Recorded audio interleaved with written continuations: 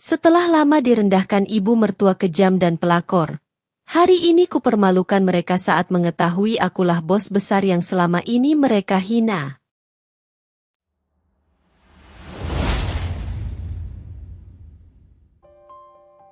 Pagi itu, aroma masakan Reva menyebar lembut dari dapur, memeluk setiap sudut rumah besar yang terasa dingin. Bau rempah dan gurihnya nasi goreng kampung adalah satu-satunya kehangatan yang Reva bisa ciptakan di tengah dinding-dinding mewah yang memenjarakan hatinya. Reva, di usianya yang menginjak 30 tahun, adalah master dari seni kepura-puraan. Ia mengenakan celemek murahan sebagai baju zirah, menutupi setelan kerja mahalnya yang baru saja ia lepas setelah meeting subuh yang dirahasiakan. Ia tampak seperti ibu rumah tangga biasa, padahal ia adalah magnet bisnis tersembunyi yang baru saja menarik investasi besar dari Jepang. Nasi gorengmu hambar, Reva. Sama seperti hidupmu yang tak punya ambisi, cibir Bu Rere, ibu mertuanya, tanpa mengangkat wajah dari majalah mode terbarunya. Suara Bu Rere bagai cambuk dingin yang rutin Reva terima setiap pagi. Bu Rere, wanita 60 tahun yang tubuhnya terawat sempurna oleh uang, adalah ratu di rumah ini, dan bagi Bu Rere, Reva hanyalah pengganggu yang tidak berkelas. Reva hanya tersenyum tipis, senyum yang tak menjangkau mata, senyum yang menyimpan ribuan rahasia dan rencana. Ia menatap piring di meja makan marmer, membiarkan cemoohan itu memantul dari hatinya yang kini sudah dilapisi baja. Aku sudah bilang, Bu, kalau mau yang pedas, tinggal ambil sambal yang kusimpan di lemari pendingin. Saya sudah siapkan sesuai selera Mas Gali yang tidak suka pedas. Jawab Reva tenang, mencoba membuang gumpalan pahit yang terasa di tenggorokannya. Ah, Gali, suamimu itu memang terlalu baik padamu, makanya kamu seenaknya. Jangan manjakan dia dengan masakan rumahanmu yang membosankan. Gali itu tulang punggung keluarga. Dia butuh asupan yang setara dengan statusnya. Bu Rere meletakkan majalahnya dengan dentingan keras di atas meja. Matanya yang tajam menelisik penampilan Reva dari ujung kaki hingga ujung kepala. Lihat dirimu, Reva. Pakaian lusuh, bau bawang. Pantas saja Gali sering lembur. Kalimat terakhir Bu Rere menghujam. Lembur. Reva tahu betul apa arti lembur, Galih yang sebenarnya. Galih, 32. Suaminya adalah pria yang memiliki wajah tampan dan karir yang lumayan sebagai manajer di sebuah perusahaan supply chain. Namun, Galih adalah bayangan yang rapuh, mudah dipengaruhi ibunya dan sayangnya, mudah dirayu wanita lain. Memangnya kamu berharap Galih menikahimu karena apa? Kecantikanmu? Harta? Harta keluargamu itu? Ah, sudahlah. Tidak usah dibahas. Bu Rere menghela napas dramatis, mulai memilah-milah tas branded terbarunya. Ia mengambil dompet. Reva, ingat, ya, Gali itu tulang punggung keluarga. Kamu jangan hanya mengandalkan uang belanjaku, cari kesibukan yang menghasilkan. Setidaknya bisa beli krim malam yang lebih baik dari ini, kata Bu Rere lagi, nada suaranya menusuk. Lalu, Bu Rere melempar uang 50 ribuan, kertas lusuh itu mendarat tepat di samping piring Reva. 50 ribu. Reva, yang beberapa jam lalu menandatangani cek senilai puluhan miliar untuk ekspansi perusahaan, kini harus menelan pil pahit berupa uang 50 ribu dari ibu mertua yang menganggapnya pengemis. Reva menatap uang itu, lalu menatap cincin pernikahan yang melingkar di jarinya. Cincin yang dulu ia dan Gali beli saat mereka masih berjuang di kontrakan kecil, saat cinta mereka terasa nyata. Sekarang, cincin itu terasa seperti belenggu emas putih. Terima kasih, Bu. 50 ribu ini bisa saya gunakan untuk membeli bahan-bahan masakan lagi. Reva mengambil uang itu dengan gerakan pelan, tanpa rasa malu, justru dengan tatapan yang penuh misteri. Ia menyimpan uang itu di saku celemeknya, di mana di balik saku itu tersembunyi kartu akses eksklusif kantornya. Siang menjelang, Galih akhirnya bangun. Galih melangkah ke dapur, rambutnya berantakan, wajahnya menunjukkan kelelahan, entah lelah karena pekerjaan atau drama yang ia ciptakan sendiri. Kamu kenapa, Rev? Sudah kuduga, ibu pasti mencari gara-gara lagi. Gali berujar, terdengar prihatin, namun nada suaranya tidak memiliki bobot penyesalan. Tidak apa-apa, Mas. Ibu hanya menasihati. Sarapan sudah kusiapkan. Mas, ada meeting pagi ini? Tanya Reva sambil membereskan sisa piring. Gali duduk, mulai menyantap nasi goreng buatan Reva. Tentu saja. Proyekku dengan Tekno Jaya sedang sensitif. Mereka klien besar, Rev. Kalau aku berhasil menangani ini, aku bisa naik jabatan, dan kita bisa lebih nyaman. Reva berhenti.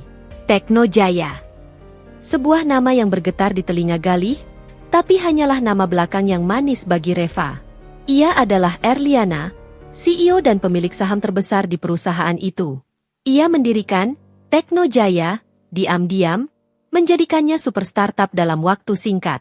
Galih bekerja di perusahaan yang kebetulan sangat bergantung pada kontrak dari Teknojaya. Ini adalah bagian dari rencana jangka panjang Reva. Ia ingin melihat sejauh mana Galih akan melangkah tanpa sokongan materi darinya. Oh, Teknojaya. Klien yang besar. Ya, Mas. Reva pura-pura tertarik. Sangat besar. Sayang. Ibu Rere bilang, aku harusnya bersyukur dapat pekerjaan ini. Ah, mereka sangat ketat soal jadwal dan kualitas. Apalagi CEO-nya, Nyonya Liana itu. Katanya wanita yang sangat dingin, sangat profesional, dan konon katanya fierce sekali. Galih bercerita, matanya memandang jauh, penuh kekaguman dan sedikit rasa takut. Aku harus berhati-hati. Kalau sampai salah sedikit, kontrak kami bisa dibatalkan. Reva menahan senyumnya. Fierce. Ia menyukai deskripsi itu.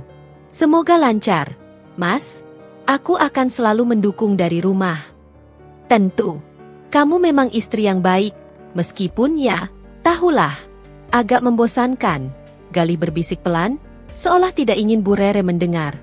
Namun, bisikan itu setajam sembilu di telinga Reva. Sore harinya, Reva pergi. Ia tidak pergi yoga atau arisan.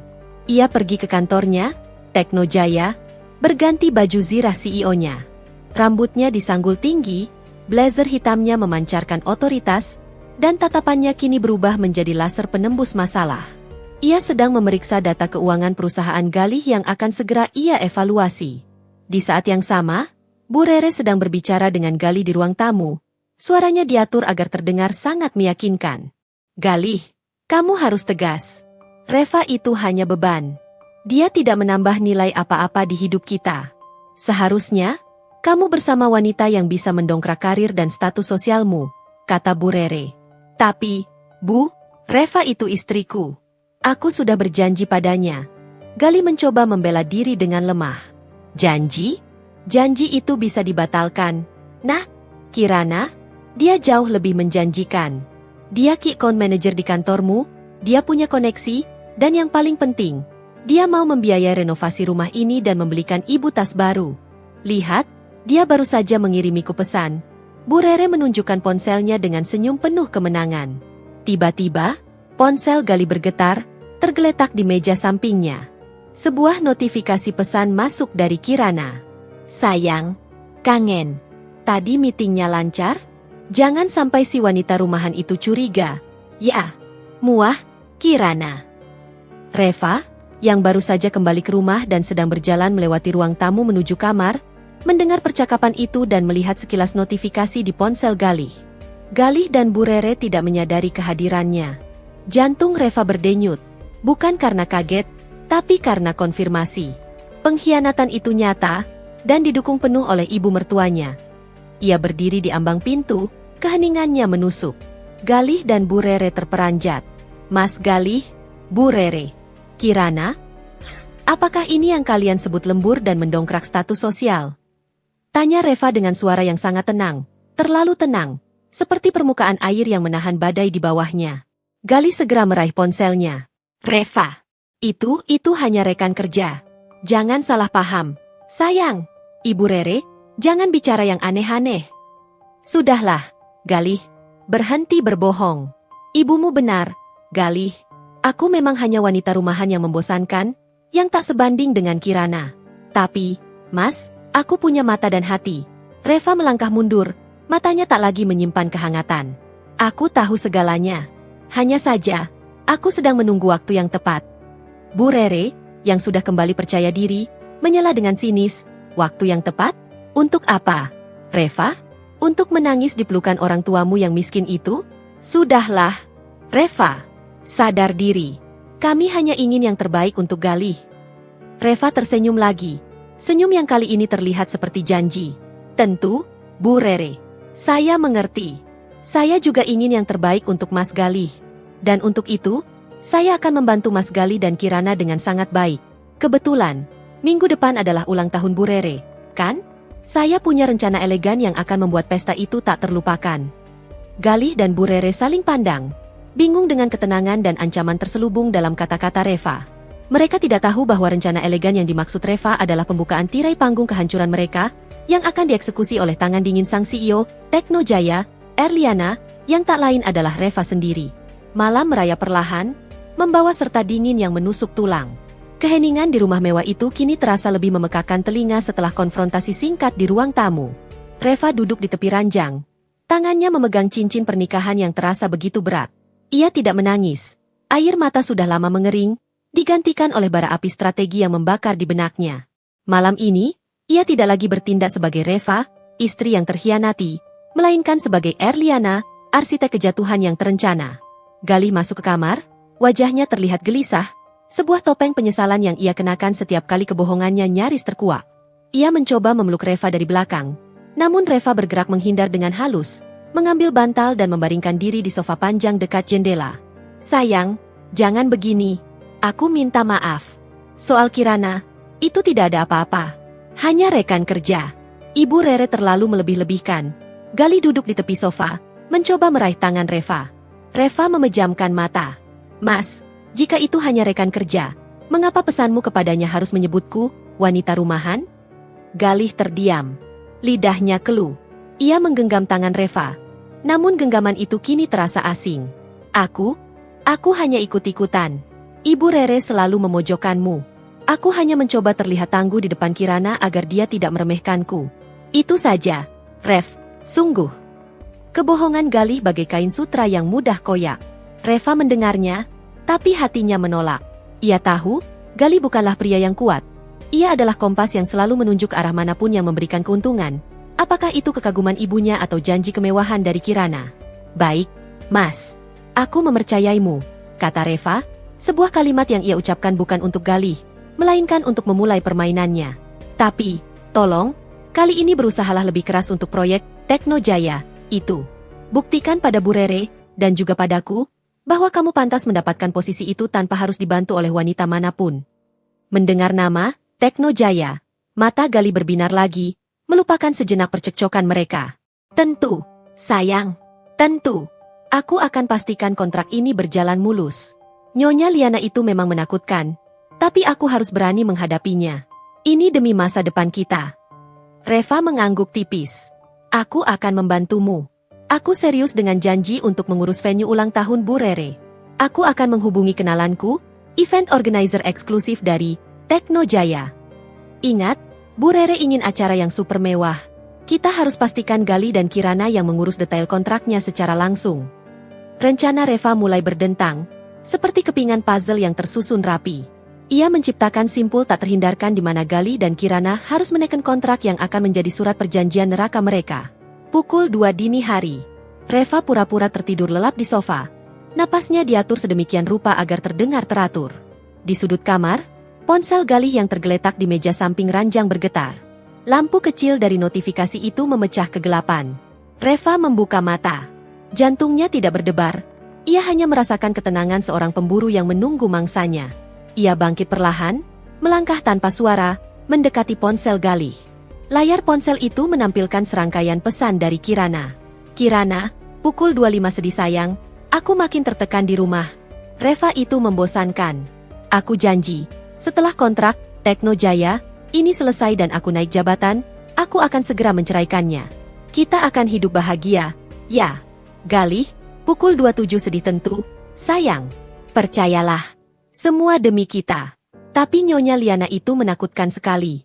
Dia sangat memperhatikan detail kontrak. Kirana, pukul 28 sedih sudahlah. Galih, fokus saja.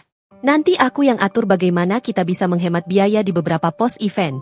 Uang itu bisa kita pakai untuk DP mobil baru Bu Rere. Dengan begitu, dia pasti semakin mendesak perceraianmu.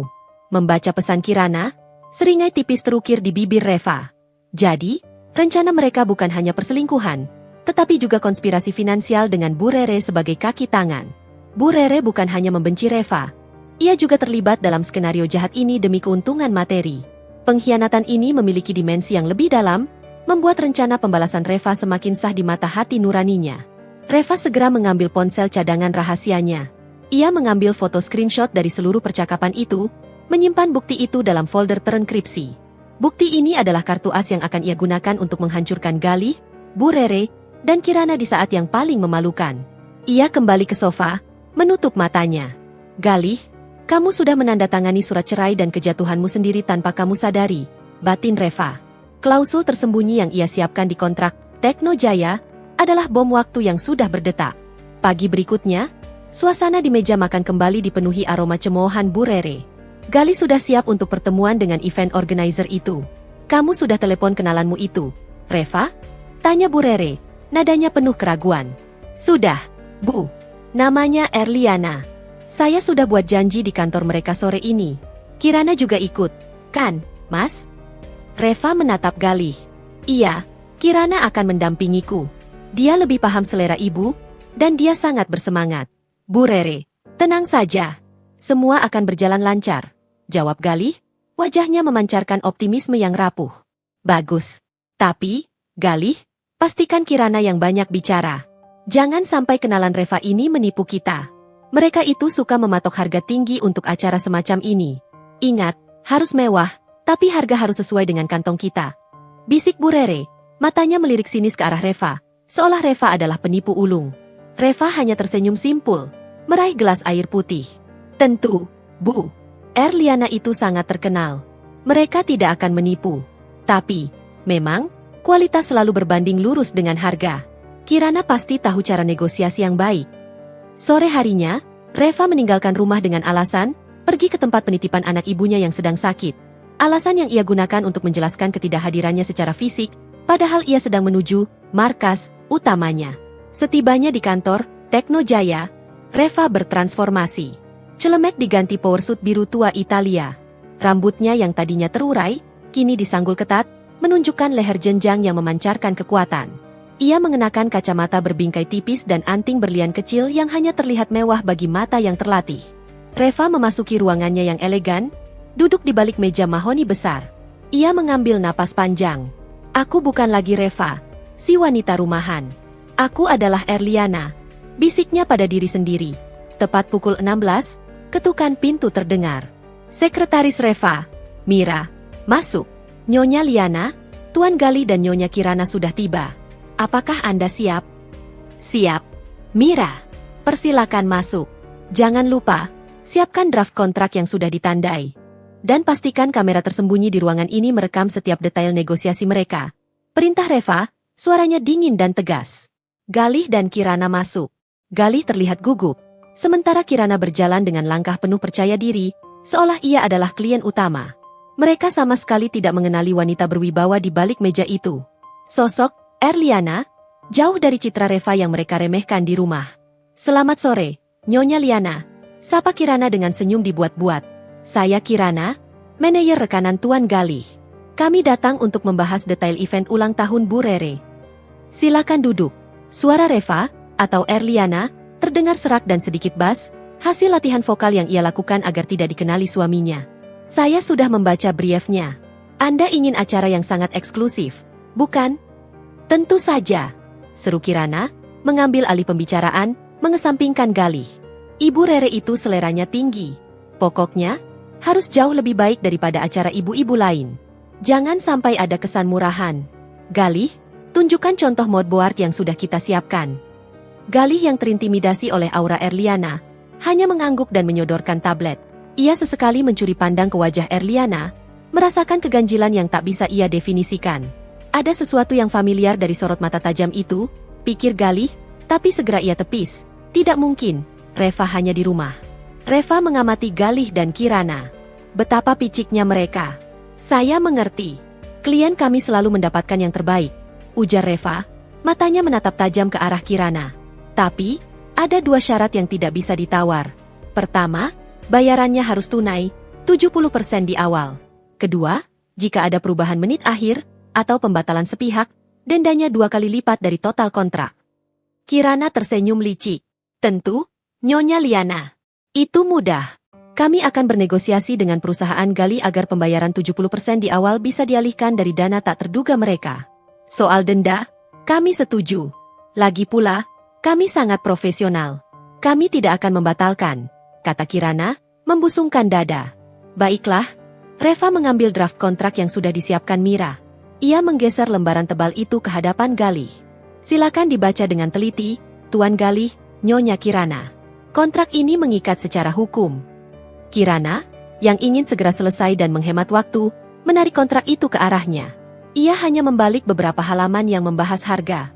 Tidak perlu dibaca semua. Nyonya Liana, kami percaya pada profesionalisme Tekno Jaya. Galih ragu, namun Kirana sudah menyodorkan pulpen ke tangannya. Cepat, Galih. Kita harus segera kembali untuk makan malam bersama Bu Rere. Galih, di bawah tekanan Kirana dan Aura menekan Erliana, menandatangani di bagian yang ditunjuk tanpa membaca tuntas. Begitu pula Kirana. Sempurna, kata Reva, senyumnya tidak mencapai matanya. Selamat, Tuan Galih dan Nyonya Kirana. Kontrak ini sudah final. Galih dan Kirana meninggalkan ruangan dengan rasa lega dan sombong. Mereka tidak tahu, di antara ribuan kata yang mereka abaikan, tersembunyi dua klausul mematikan yang diselipkan Reva. Klausul ganda. Jika pembatalan terjadi karena skandal moral yang melibatkan salah satu penanda tangan, denda akan menjadi 5 kali lipat dan pihak penanda tangan harus menyerahkan aset pribadi yang disebutkan pada lampiran D. Lampiran D. Lampiran D yang tersembunyi itu berisi surat pengunduran diri Galih dari perusahaannya dan surat cerai yang sudah dibubuhi materai. Galih, Kirana, Bu Rere. Kalian sudah mengikat diri kalian sendiri pada permainan ini, batin Reva. Ia menyandarkan punggungnya di kursi, membiarkan keheningan menyelimuti ruangan. Malam ini, Erliana akan tidur nyenyak, karena babak perencanaan kehancuran telah selesai. Kini, saatnya babak eksekusi. Keesokan harinya, suasana di meja makan terasa lebih tegang. Namun kali ini Galih dan Kirana yang tampak ceria, sementara Reva memasang wajah datar penuh kepasrahan. Mereka baru saja berhasil menandatangani kontrak dengan Tekno Jaya, sebuah prestasi yang dianggap Galih sebagai tiket emas menuju promosi dan kebebasan dari Reva. Bu Rere, venue ulang tahun ibu sudah pasti ditangani oleh event organizer terbaik di kota. Nyonya Liana itu luar biasa profesional. Ibu pasti bangga, seru Galih, berusaha mencari pujian dari ibunya. Bu Rere tersenyum puas. Bagus, Nak. Tentu saja ibu bangga. Kirana, kamu memang calon menantu idaman. Coba lihat Reva, dia hanya sibuk di dapur dan menawarkan vendor kelas 2. Untung ada kamu, Kirana. Kirana, duduk manis di samping Galih, tertawa renyah. Ah, Bu Rere bisa saja. Ini semua demi kebahagiaan ibu dan Galih. Soal vendor, kami sudah alokasikan dana yang sangat besar. Kami pastikan acara ini akan menjadi pembicaraan sosialitas selama setahun ke depan. Reva, yang sedang menyajikan teh, meletakkan cangkir Bu Rere dengan hati-hati. Ia menatap Bu Rere, lalu Galih dan Kirana. Wajahnya menampilkan ekspresi kepatuhan yang sempurna. Syukurlah kalau lancar. Mas, aku lega. Aku hanya ingin membantu. Tapi selera Bu Rere memang terlalu tinggi untukku. Ucap Reva, sengaja merendahkan diri, membiarkan mereka terbang tinggi dalam kesombongan. Memang, kamu harus sadar diri, Reva. Sambar Bu Rere, menyesap tehnya. Omong-omong, kamu bilang kamu hanya kenalan dengan Nyonya Liana, kan? Kenapa kamu tidak minta diskon? Kamu kan ibu rumah tangga, pasti tahu betapa mahalnya biaya hidup. Reva menggeleng lembut. Erliana itu sangat eksklusif, Bu. Saya tidak enak hati jika harus meminta diskon. Mereka menjaga image dan profesionalitas mereka. Saya hanya beruntung bisa menghubungkan Mas Galih dan Kirana dengan mereka. Ini adalah langkah pertama Reva. Dengan terus menekankan nama, Erliana, dan profesionalismenya yang tak bisa ditembus, ia menanamkan keyakinan pada Bu Rere, Galih, dan Kirana bahwa Tekno Jaya adalah entitas yang sangat jauh dan tidak terjangkau, memperkuat identitas palsu Reva sebagai ibu rumah tangga biasa. 3 hari sebelum acara, Kirana dan Galih kembali mendiskusikan rencana ulang tahun di ruang tamu. Galih, aku khawatir. Nyonya Liana itu menuntut pembayaran 70% tunai di awal. Kita sudah pakai dana perusahaan untuk ini. Kalau sampai ada masalah di tengah jalan, bisa-bisa karirmu ikut hancur. Bisik Kirana, suaranya terdengar cemas. Tenang, Kirana. Aku sudah lihat kontraknya sekilas, mereka hanya menjebak soal denda pembatalan di menit-menit terakhir. Selama kita tidak membatalkan, kita aman. Lagi pula, ini hanya event, bukan proyek besar. Jawab Galih, menenangkan. Ia benar-benar yakin telah mengabaikan hal-hal kecil yang tidak penting dalam kontrak. Bu Rere menyela dari sofa, tempat ia sedang memoles kukunya. Kalian ini ribut sekali. Jangan takut. Kalau terjadi apa-apa, ibu akan pastikan perusahaan Galih tidak bangkrut.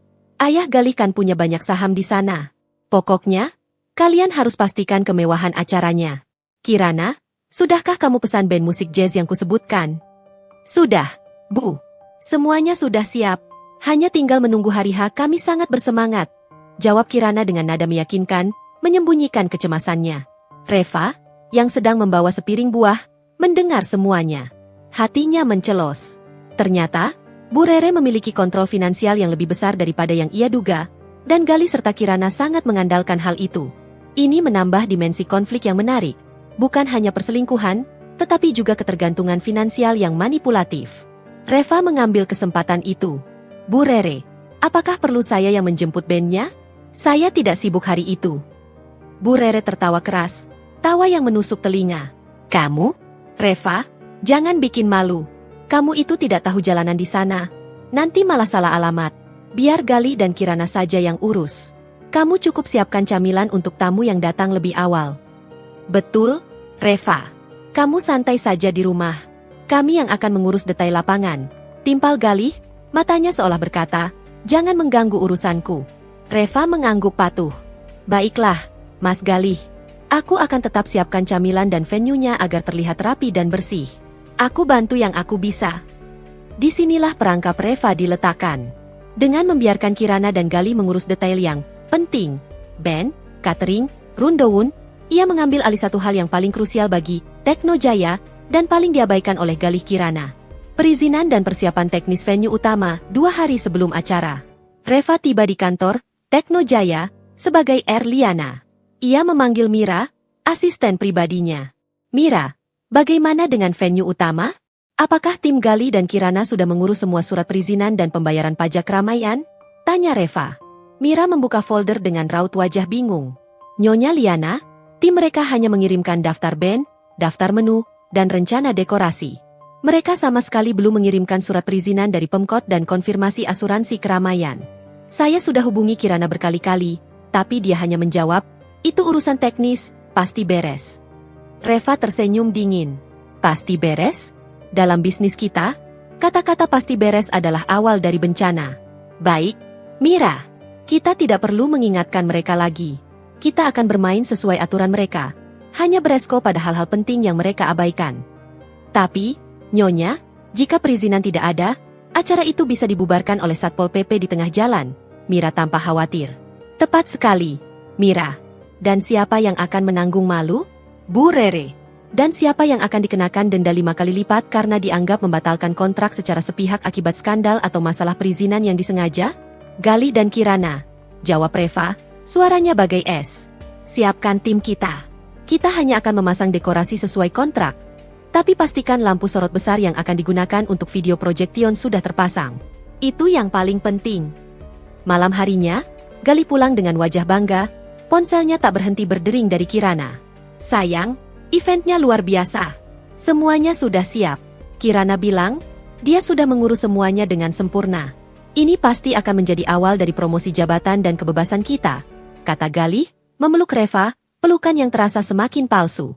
Aku ikut senang mendengarnya. Mas, semoga lancar, ya? Reva membalas pelukan itu dengan getir. Kebebasanmu, Mas, akan segera datang, tapi tidak seperti yang kau bayangkan. Oh, ya. Kamu benar-benar tidak membantu apa-apa di venue, kan, Rev? Kamu hanya di rumah, ya? Galih bertanya, nada suaranya terdengar meremehkan. Aku hanya menyiapkan camilan, Mas, sesuai perintah Bu Rere, dan memastikan kebersihan venue saat tim event datang. Aku bahkan bertemu beberapa kru Tekno Jaya di sana, tapi aku hanya diam. Aku tak ingin mengganggu profesionalisme mereka, jawab Reva, berbohong dengan sangat alami.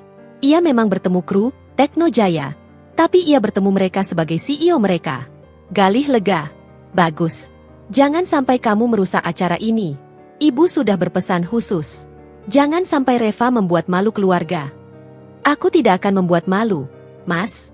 Justru, aku akan membuat acara ini menjadi sangat berkesan. Reva tersenyum, Senyum yang mengirimkan getaran aneh di tulang punggung Galih, meski Galih tak tahu mengapa. Aku permalukan ibu mertua kejam bersama pelakor. Judul itu kini terasa sangat dekat. Reva tahu, platform sudah siap. Semua mata akan tertuju pada pesta mewah itu. Dan Reva, yang dianggap sebagai pelayan di sudut ruangan, akan mengubah dirinya menjadi hakim agung yang menjatuhkan palu terakhir. 2 hari tersisa menuju puncak acara ulang tahun Bu Rere. Ketegangan di rumah itu terasa seperti kawat tipis yang siap putus. Galih dan Kirana semakin percaya diri setelah berhasil mengamankan kontrak event dengan Tekno Jaya, meyakini bahwa langkah mereka menuju kemewahan dan kebebasan sudah di depan mata. Pagi itu, Reva sengaja mengenakan pakaian yang lebih lusuh dari biasanya. Sebuah penyamaran sempurna yang menjauhkan bayangan Erliana dari pikiran mereka. Ia sedang menyirami anggrek di teras saat Galih dan Kirana muncul, dengan wajah penuh kepanikan yang sengaja mereka tutupi dengan profesionalisme yang dibuat-buat. Reva, kamu dengar tidak? Nyonya Liana dari Tekno Jaya, itu sungguh Ratu Es. Kirana membuka pembicaraan dengan nada tinggi. Dia baru saja mengirimiku pesan urgent. Dia menuntut kita untuk mendapatkan bunga langka, anggrek hitam Kalimantan yang sedang langka di musim ini, untuk dekorasi tengah.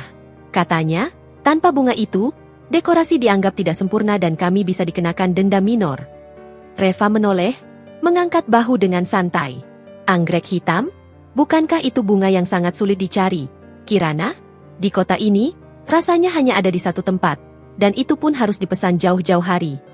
Makanya, Kirana menghentakkan kaki. Aku sudah telepon semua vendor, dan tidak ada yang mau membantu. Semua toko bunga menolak. Aku sudah bilang, ini urusan teknis yang remeh. Tapi Nyonya Liana itu bersikeras. Dia bilang, klien kami berhak mendapatkan kesempurnaan, dan Anda telah berjanji. Galih menambahkan, wajahnya terlihat tegang. Aku sudah coba membujuk Nyonya Liana melalui email, tapi balasannya sangat singkat. Hanya, ikuti kontrak. Dia benar-benar tidak bisa dinegosiasi. Reva, kamu kan bilang punya kenalan di dunia vendor. Tolong bantu kami, sayang. Ini demi kenaikan jabatanku. Reva menatap Galih. Mata suaminya memohon, tetapi permohonan itu tidak dilandasi cinta, melainkan rasa takut kehilangan peluang. Ini adalah momen krusial, di mana Reva bisa menguji seberapa jauh pengkhianatan mereka. Mas Galih, Bu Rere sudah berpesan khusus. Aku tidak boleh mengganggu urusan event kalian. Aku hanya boleh mengurus camilan dan kebersihan. Reva menyentuh daun anggrek di tangannya, seolah sedang mempertimbangkan takdir. Tapi, baiklah, aku akan coba bantu. Tapi aku tidak janji, ya. Vendor bunga itu sangat unik dan menjaga integritas mereka. Kirana langsung menyergap. Tentu, kamu hubungi saja kenalanmu.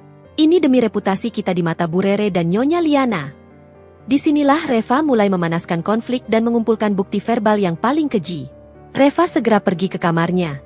Ia tidak menghubungi vendor bunga, melainkan asistennya, Mira, melalui video call rahasia.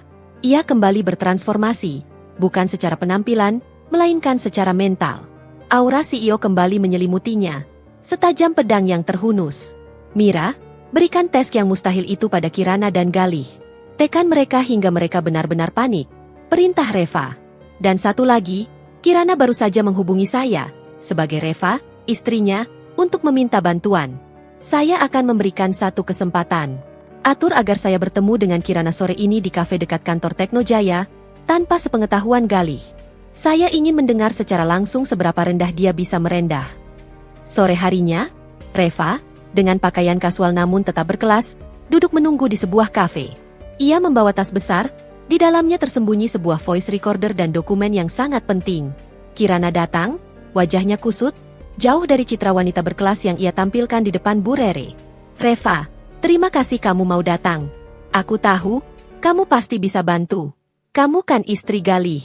Kita tidak bisa membiarkan acara Bu Rere berantakan, ujar Kirana, mencoba bersikap ramah, namun matanya memancarkan rasa bersalah yang terpaksa. Tentu, Kirana. Aku datang untuk membantu Mas Galih, suamiku. Reva menatap lurus ke mata Kirana. Anggrek hitam itu, aku tahu tempatnya. Vendor itu sangat dekat denganku. Mereka akan memberikannya padamu, tapi ada harga yang harus kamu bayar. Bukan uang. Kirana terkejut. Apa? Apapun. Katakan saja. Apakah aku harus memberimu kompensasi agar kamu mau diam soal hubunganku dengan Galih? Aku bisa belikan kamu emas, Reva. Reva menggeleng pelan, Senyum ironis melengkung di bibirnya. Emas tidak bisa membeli harga diriku. Kirana, aku hanya ingin kamu jujur. Katakan padaku, mengapa kamu merusak rumah tanggaku? Mengapa kamu bekerja sama dengan Bu Rere untuk menghancurkanku? Tuntut Reva. Suaranya pelan namun menusuk seperti 1000 jarum. Kirana menghela napas, melihat sekeliling, memastikan tidak ada yang mendengar. Lalu, ia meledak, menumpahkan segala kejujuran yang busuk. Baiklah, Reva, kamu mau jujur? Dengar ini baik-baik. Aku mengurus Galih karena dia adalah jembatan emas menuju kemewahan. Galih itu polos, mudah dikendalikan. Dan Bu Rere, dia adalah ratu drama yang materialistis. Kami bekerja sama. Aku memberinya uang, dia mendesak Galih menceraikanmu. Semua ini adalah investasi. Kirana berbisik dengan nada penuh kemenangan. Kamu hanya wanita rumahan yang bodoh, yang terlalu mencintai Galih. Kamu tidak punya apa-apa. Hidupmu hambar. Galih pantas mendapatkan yang lebih baik dariku, yang bisa mendongkrak karirnya. Dada Reva bergemuruh, kemarahan Reva bagaikan gunung es yang retak di bawah tekanan. Namun ia tetap mempertahankan topeng ketenangannya. Ia tahu, setiap kata Kirana adalah berlian berharga untuk video Projection nanti. Lalu, bagaimana dengan anggrek hitam itu? Tanya Reva, kembali ke topik semula. Suaranya menenangkan, seolah dia tidak peduli dengan pengakuan keji itu. Kirana tersentak. Oh, iya, anggrek itu. Jadi, bagaimana? Kamu mau membantuku, kan? Tentu. Aku akan memberimu alamat dan nomor kontak vendor itu. Tapi, ada satu lagi syarat. Reva mengeluarkan amplop tebal dari tasnya. Ini adalah dokumen yang harus kamu berikan kepada vendor itu saat mengambil bunga. Ini adalah surat perjanjian tertulis, bahwa kamu, Kirana, akan menjamin penuh segala kerugian yang diakibatkan jika bunga itu terlambat atau rusak. Vendor ini sangat ketat. Mereka tidak percaya hanya dengan ucapan. Isi amplop itu sebenarnya adalah surat pernyataan kesanggupan menanggung kerugian finansial total acara, yang Kirana abaikan lagi-lagi karena panik dan hanya terfokus pada masalah anggrek hitam. Hanya surat jaminan? Tentu. Itu mudah. Berikan padaku. Kirana mengambil amplop itu dengan cepat, tidak repot-repot membaca isinya. Terima kasih, Reva. Aku janji, setelah semua ini beres, aku akan pastikan kamu dan Galih bercerai dengan baik-baik. Reva tersenyum. Senyum yang kali ini benar-benar dingin. Tentu, Kirana. Aku juga akan pastikan kamu dan Mas Galih mendapatkan akhir yang pantas. Reva pulang ke rumah. Ia segera mengirimkan rekaman percakapan dengan Kirana kepada Mira, memberinya kode keras, semua file bukti sudah lengkap. Eksekute. Malam harinya, Galih pulang. Wajahnya terlihat lega.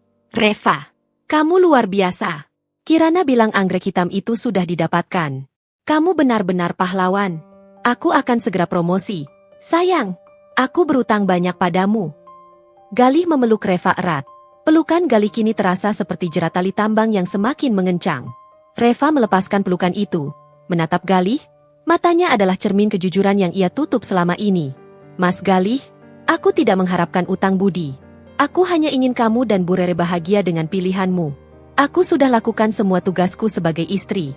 Sekarang, aku hanya akan menyiapkan camilan terakhir dan menyaksikan kebahagiaan itu, kata Reva, nadanya bergetar karena emosi yang ia tahan. Galih tak menyadari bahwa camilan terakhir yang dimaksud Reva adalah aksi panggung pembalasan yang akan memporak-porandakan seluruh hidupnya. Malam itu, hening menyelimuti kamar Galih dan Reva, yang terasa semakin dingin dan asing. Hanya tersisa 1 hari sebelum acara ulang tahun Bu Rere, dan juga 1 hari sebelum hari pembalasan yang telah Reva persiapkan dengan sangat matang.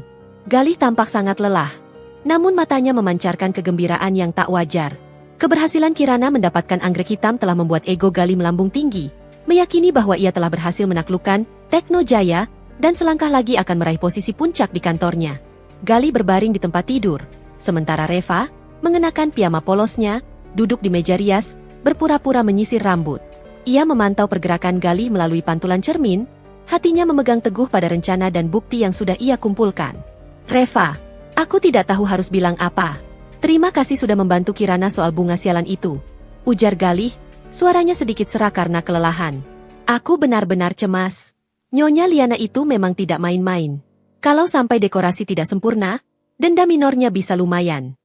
Syukurlah kalau sudah beres, Mas, jawab Reva datar, tanpa menoleh. Aku hanya berusaha menunaikan kewajibanku sebagai istri. Aku ingin suamiku sukses. Galih tertawa kecil. Ya, kamu memang istri yang baik. Tapi, jujur saja, Reva, kamu memang ditakdirkan untuk menjadi jangkar yang tenang di rumah, bukan layar yang berlayar di lautan bisnis. Lihat saja, betapa paniknya Kirana saat harus berhadapan dengan masalah event kecil ini. Tapi di saat yang sama, dia yang berani menghadapinya. Kata-kata Galih, meski terdengar seperti pujian bagi kesabaran Reva di rumah, sebenarnya adalah penegasan kembali betapa rendahnya ia menilai potensi istrinya. Reva tersenyum masam dalam hati. Tepat, Mas Galih. Anggap saja aku jangkar. Tapi jangkar ini akan segera menarik kapalmu ke dasar laut. Istirahat, Mas. Besok adalah hari besar Bu Rere, ucap Reva. Lalu ia mematikan lampu kamar, kecuali lampu kecil di meja samping. Reva berbaring di samping Galih. Namun jarak di antara mereka terasa membentang sejauh samudra. Ia pura-pura tidur, mengatur napasnya. Ketegangan memenuhi udara, tebal seperti kabut malam. Pukul 1.30 dini hari. Galih bangkit perlahan dari tempat tidur. Ia meraih ponselnya dan berjalan keluar kamar menuju balkon, mengira Reva sudah terlelap. Reva membuka matanya. Ia bergerak cepat, mengambil earphone kecil nirkabel dan menyalakannya, menghubungkan ke ponsel cadangan yang ia tinggalkan di bawah bantalnya. Ponsel itu sudah diatur untuk merekam suara di kamar dan sekitarnya, sebuah kebiasaan yang Reva lakukan sejak lama. Dari balkon, suara Galih terdengar berbisik, namun jelas melalui earphone di telinga Reva. Halo, sayang, kamu sudah tidur? Maaf mengganggu, aku hanya ingin memastikan. Suara Galih terdengar mesra, sebuah nada yang sudah lama tidak Reva dengar. Itu Kirana, batin Reva, memejamkan mata, membiarkan sakit hati itu hanya menjadi bahan bakar untuk amarah yang dingin. Aku makin tertekan di rumah. Sayang, Reva itu hampa. Dia tidak ada gairah, tidak ada ambisi, hanya mengurus rumah dan bunga. Aku harus pura-pura mencintainya di depan Ibu Rere, padahal hatiku sudah mati rasa, bisik Galih. Pengakuan itu menusuk, namun Reva sudah siap. Ia mendengarkan, membiarkan pengkhianatan itu terukir sebagai bukti yang tak terbantahkan. Aku janji, setelah event ini selesai, dan setelah aku mendapatkan promosi dari proyek Teknojaya, aku akan segera menceraikannya. Aku sudah menandatangani surat-suratnya. Ibu Rere bilang, dia sudah menyiapkan pengacara terbaik untukku. Kamu jangan khawatir, sayang. Kita akan hidup bahagia. Aku akan belikan kamu mobil sport yang kamu mau, dan kita akan tinggal di rumah baru yang jauh dari rumah ini. Galih melanjutkan, suaranya penuh janji palsu dan keserakahan. Reva menahan napas, dadanya sesak. Bukan karena cinta yang hilang, melainkan karena kecewa yang mengakar. Galih tidak hanya mengkhianati pernikahan mereka, ia juga meremehkan pengorbanan dan cinta tulus Reva di awal pernikahan. Ia melihat Reva hanya sebagai sekat yang menghalangi jalan menuju Kirana dan kekayaan. Surat-surat itu, Mas Galih, kamu sudah menandatangani surat cerai dan surat pengunduran dirimu sendiri, tanpa kamu tahu. Dan sekarang, kamu berencana menceraikanku dengan pengacara Bu Rere? Reva tersenyum miris. Sayang, jangan khawatir soal Reva. Dia itu penurut. Dia tidak akan melawan. Dia tidak akan mampu. Dia tidak punya koneksi, dan keluarganya miskin. Perceraian ini akan berjalan sangat mulus. Dalam beberapa bulan, kita akan jadi keluarga bahagia. Suara Galih di balkon semakin riang, seolah kematian hati Reva adalah prelude bagi hidup barunya. Reva bangkit perlahan dari tempat tidur. Ia berjalan menuju balkon, berhenti tepat di ambang pintu geser, di mana Galih tidak melihatnya, namun masih bisa mendengar desah nafasnya. Aku mencintaimu, Kirana. Aku akan segera bebas dari bayangan wanita rumahan ini. Tunggu aku, tutup Galih, sebelum ia menutup teleponnya. Galih berbalik, dan terkejut melihat Reva berdiri di sana, disinari rembulan malam. Wajah Reva pucat, tapi matanya menyala. Mas Galih, Reva memanggilnya, suaranya pelan dan bergetar. Kamu benar.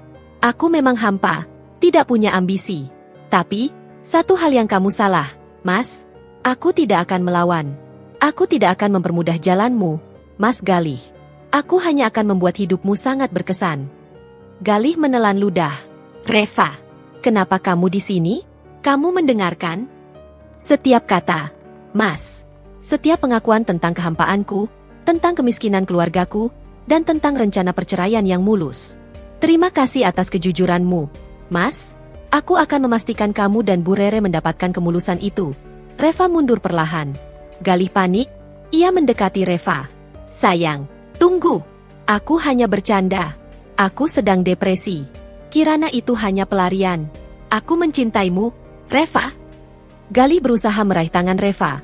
Namun Reva menepisnya. Jangan sentuh aku, Mas. Cinta tidak berbisik di telepon pada pukul 2 pagi. Dan Cinta tidak merencanakan kejatuhan pasangannya demi uang dan kenaikan jabatan. Sekarang, istirahatlah. Besok, semua akan terungkap. Reva berbalik dan berjalan menuju sofa, memilih tidur di sana. Galih berdiri mematung. Ia merasa Reva telah berubah. Senyuman Reva yang penuh kepatuhan telah lenyap, digantikan oleh aura misterius yang membuat Galih merinding. Ia tidak tahu, malam itu, pengakuannya di balik pintu telah menjadi amunisi terakhir yang Reva butuhkan untuk babak akhir. Reva tidak hanya mendengar pengkhianatan Galih, ia juga merekamnya sebagai bagian dari video projection yang akan menjadi klimaks di hari H. Pagi hari terakhir sebelum acara, Reva bangun sebelum subuh. Ia tidak menyiapkan sarapan, melainkan duduk di depan laptopnya, mengirimkan final instruction pada Mira, asistennya di Teknojaya. Ia mengirimkan 3 file yang sangat rahasia. Rekaman suara pengakuan Galih di balkon. Rekaman video percakapan Kirana di kafe. Final draft dari video projection yang akan diputar di tengah acara, menggabungkan semua bukti. Mira, ingat, semua harus berjalan sesuai rundown yang sudah disiapkan. Jangan sampai ada kesalahan teknis sedikit pun. Pastikan Galih dan Bu Rere ada di tengah panggung saat video diputar. Tulis Reva. Ia kemudian berjalan ke dapur, mengambil pisau kecil, dan memotong buah-buahan. Ia memang menyiapkan camilan, tetapi camilan itu adalah simbol perpisahan yang terakhir ia siapkan sebagai Reva, si wanita rumahan. 1 hari lagi, Mas Galih. 1 hari lagi, aku akan memberimu kebebasan, dan aku akan mendapatkan kebebasanku sendiri. Reva menatap cincin di jarinya. Cincin itu terasa dingin. Udara pagi terasa berat, membawa aroma tebal antara antisipasi dan ketakutan. Hari ini adalah H1 menuju acara ulang tahun Bu Rere, sekaligus hari di mana Reva harus menyelesaikan pertunjukan terakhirnya sebagai istri yang patuh, sebelum tirai pembalasan dibuka. Galih dan Kirana berada dalam kondisi euforia sekaligus kepanikan ringan. Mereka lega karena anggrek hitam sudah didapatkan. Namun ada puluhan detail teknis event yang menanti. Pukul 10 pagi, mereka berdua sudah berada di venue. Sebuah ballroom mewah yang disewa dengan biaya fantastis, sepenuhnya diurus oleh tim Teknojaya. Di rumah, Bu Rere sedang sibuk mencoba gaun dan perhiasan. Sementara Reva, dengan pakaian rumahannya, sibuk di dapur, menyiapkan catering ringan untuk kru yang akan mengurus dekorasi tambahan. Ponsel Kirana berdering keras. Itu adalah panggilan dari Teknojaya, yang notabene dioperasikan langsung oleh Mira, asisten kepercayaan Reva. Halo, dengan Teknojaya, di sini. Nyonya Kirana, kami ingin mengonfirmasi ulang. Tim dekorasi kami akan mulai memasang instalasi besar. Namun kami butuh kepastian kapan furnitur vintage yang Anda pesan dari vendor lain akan tiba. Jadwal kami padat, dan jika terjadi keterlambatan furnitur, penataan dekorasi akan mundur total. Suara Mira terdengar profesional dan dingin. Kirana panik. Astaga! Furnitur? Aku lupa mengonfirmasi pengiriman dari Antik Jaya. Mereka bilang akan mengirimkannya sore ini. Aku sedang sibuk memilih pita. Itu kan hanya furnitur kecil. Apa pengaruhnya? Sangat berpengaruh, Nyonya. Balas Mira, mengikuti instruksi Reva untuk tidak memberi ampun. Jadwal pemasangan karpet mewah dan lampu gantung harus disinkronkan dengan penempatan furnitur utama. Jika Anda terlambat, kami tidak bisa menjamin kesempurnaan dekorasi. Sesuai kontrak, jika ada keterlambatan dari klien yang menghambat kinerja kami, ada denda yang berlaku. Kirana gemetar, matanya melotot. Ia segera mematikan telepon dan berbalik ke Galih. Galih, aku lupa konfirmasi furnitur dari Antik Jaya. Nyonya Liana itu benar-benar monster profesional. Dia menuntut kesempurnaan hingga ke hal-hal remeh. Astaga, Kirana, cepat hubungi mereka. Jangan sampai Nyonya Liana itu mencari gara-gara. Kita sudah susah payah dapat anggrek hitam itu, jangan sampai hancur hanya karena kursi kuno. Desak Galih, suaranya naik 1 oktav. Galih segera menelepon Antik Jaya. Tetapi vendor itu menolak mengirim barang di hari itu karena Galih belum melunasi uang muka. Ini semua gara-gara kamu terlalu sibuk pamer ke Bu Rere sampai lupa detail penting. Bentak Galih pada Kirana. Kenapa kamu menyalahkanku? Kamu juga suamiku. Kenapa kamu tidak membantuku? Kamu tahu ini demi promosi jabatanmu. Balas Kirana, pertengkaran mereka memanas di venue yang sepi. Galih, dalam kepanikan ekstrim, ingat pada jaring pengaman satu-satunya, Reva. Ia segera menelepon Reva di rumah. Reva, kamu angkat teleponnya. Angkat. Galih bergumam pada dirinya sendiri, frustrasi. Reva, yang sedang mengatur timer pada oven camilan, mengangkat telepon itu.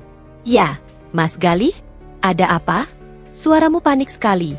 Reva berbicara dengan nada tenang yang menusuk. Reva, tolong aku. Furnitur dari Antik Jaya bermasalah. Vendor itu tidak mau mengirim sebelum lunas. Sementara uang perusahaan sudah kami pakai untuk membayar down payment Tekno Jaya. Galih bicara cepat, nadanya panik dan menuntut. Kamu di rumah saja, kan? Kamu pasti bisa membantu. Tolong, hubungi vendor furnitur itu. Kamu kan ibu rumah tangga? Pasti tahu cara bernegosiasi dengan vendor-vendor kecil seperti itu. Reva mendengarkan keangkuhan Galih yang terselubung dalam kepanikan. Ia hanya dianggap mampu bernegosiasi dengan vendor kecil. Seolah statusnya sebagai CEO, Tekno Jaya pun tidak akan pernah terlintas di pikiran Galih. Mas Galih, aku sudah bilang, aku hanya mengurus camilan dan menjaga kebersihan. Bu Rere melarangku mengurus hal-hal penting. Maaf, Mas, jawab Reva, dingin dan tegas. Istri macam apa kamu, Reva? Membantu suamimu sendiri tidak mau. Kamu tahu ini penting untuk masa depanku. Paling kamu juga cuma di rumah menonton drama Korea dan menganggur. Kenapa kamu tidak mau membantuku?